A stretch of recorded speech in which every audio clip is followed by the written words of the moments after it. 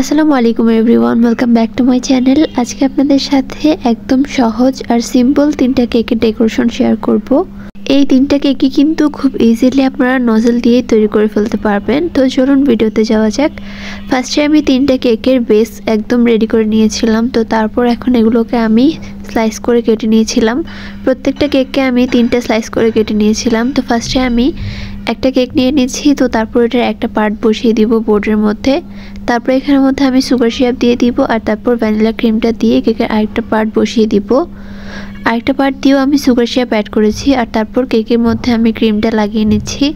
তারপর কেকের লাস্ট লেয়ারটা বসিয়ে এখন আমি আবারও সুগার সিরাপ দিয়ে দিচ্ছি আর তারপর পুরো কেকটাকে ক্রাম কোট করে নিতে হবে। ক্রাম কোট করে এখন আমি এটাকে ফ্রিজে রেখে দিব। তারপর আমি আমাদের নেক্সট কেকটাকে এরকমভাবে ক্রাম কোট করে নিব। চেষ্টা করবেন প্রত্যেকটা কেক ক্রাম কোট করে তারপর ফ্রিজে রাখার, তাহলে দেখবেন যে প্রতিটা কেকই খুব সুন্দর হয়েছে ফিনিশিংটা। তো এখন আমি পরের কেকটাও বানিয়ে নিচ্ছি আর প্রত্যেকটা কেকই কিন্তু 1 পাউন্ডের মধ্যে ছিল। তো এই কেকটাকেও আমি সেমভাবে তিনটা স্লাইস করে নিয়েছিলাম। তো একটা একটা করে বসিয়ে দিচ্ছি আর মাঝখানে আমি সুগার সিরাপ আর ভ্যানিলা ক্রিমটা দিয়ে দিব। এই কেকগুলো কিন্তু আমি একদম ইন ডিটেলস ভিডিও করতে পারিনি সময় স্বল্পতার জন্য, তবে আমি চেষ্টা করেছি আপনাদের সাথে কিছুটা পরিমাণে শেয়ার করা যাতে আপনারা একটা আইডিয়া পান।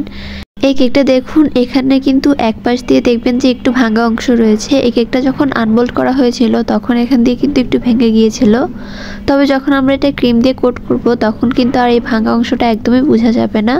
ওই কেকটা ক্রাম কোট করে আমি ফ্রিজে রেখে দিয়েছি। এখন আমি আরেকটা কেক ডেকোরেশন করব। এই কেকটাকে আমি দুইটা স্লাইস করেছি।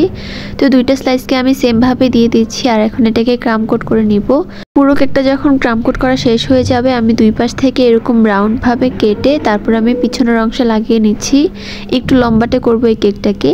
এটা কিন্তু এখন অনেক ট্রেন্ডি একটা কেক, সবাই কিন্তু এটা রিক্রিয়েট করছে। এটাকেও আমি ক্রাম কোট করে ফ্রিজে রেখে দিয়েছি। তো এখন আমি ফার্স্টে যে কেকটাকে ক্রাম কোট করেছি ওইটা নামিয়ে নিব আর ওইটার মধ্যে আমি একটা পেস্ট কালার দিয়ে দিচ্ছি সাইডের অংশে। এই পেস্ট কালারটা আমি এনেছি হালকা একটু ব্লু আর হালকা একটু সবুজ কালার দিয়ে। তো সাইড দিয়ে আমি এই পেস্ট কালারটা দিয়ে সাইডেই কিন্তু এটার খুব সুন্দর মতো ফিনিশিং দিয়ে দিব আর মাঝখানের অংশে আমি একটা হোয়াইট কালার দিয়ে দিচ্ছি। দেখতেই পাচ্ছেন যে কাজটা আমি কিভাবে করেছি। আর তারপরে হালকা একটা পিঙ্ক কালার দিয়ে আমি মাঝখানে এরকম ডেকোরেশন করে নিব। যখন দেখবেন যে আপনার উপরের ফিনিশিংটা খুব একটা ভালো আসছে না তখন কিন্তু এরকম ডেকোরেশন করে দিতে পারেন, তাহলে দেখবেন যে খুব সুন্দর হয়ে যাবে কেকটা। তো এখন এখানের মধ্যে আমি গোলাপ নজল দিয়ে এরকম কিছু ফ্লাওয়ার বানিয়ে নিয়েছিলাম। তো এগুলো আমি বসিয়ে দিচ্ছি। এগুলো আর রেকর্ড করা হয়নি আর কিছু সুইট বলও দিয়ে দিয়েছিলাম। তো আমি আরেকটা কেককে নামিয়েও তারপরে এটাকে আমি ব্লু কালার ক্রিম দিয়ে কোট করে ফেলেছিলাম। এটা ছিল রেনবো থিম কেকের মধ্যে। তো তারপর স্টার নজল দিয়ে আমি এরকমভাবে লাল কালার দিয়ে দিয়েছিলাম, তারপর কমলা কালার দিয়েছি আর দিয়ে দিব তারপর হলুদ কালার আর তারপর টিয়া কালার আর তারপর দিব একটা ব্লু কালার। এরকমভাবে প্রত্যেকটা কালার এরকম লম্বাটে করে দিলেই কিন্তু রেনবোর মতো হয়ে যাবে। তারপর হোয়াইট কালার দিয়ে আমি এরকম কিছু মেঘ দিয়ে দিচ্ছি আর মাঝখান দিয়ে আমি কিছু সুইট বল অ্যাড করে দিয়েছি। তো তাহলেই কিন্তু আমাদের কেকটা একদমই রেডি হয়ে যাবে। তো তারপর আমি পরে কেকটাকেও নামিয়ে নিয়েছিলাম। এটাকে এখন আমি একটা হোয়াইট কালার ক্রিম দিয়ে একদম কোট করে ফেলেছি আর তারপর ছোট সাইজের একটা স্টার নজল দিয়ে এরকম ডেকোরেশন করে নিয়েছি।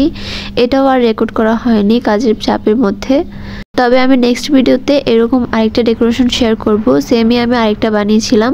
তারপরে এখানের মধ্যে আমি বেবি পিঙ্ক কালারের দুইটা গোলাপ বসিয়ে দিচ্ছি। গোলাপের নিচের সাইড দিয়ে আমি একটা সবুজ কালারের ডাট বসিয়ে দিচ্ছি আর তারপর অল্প কিছু কাজ করে নিলেই কিন্তু কেকটা একদম রেডি।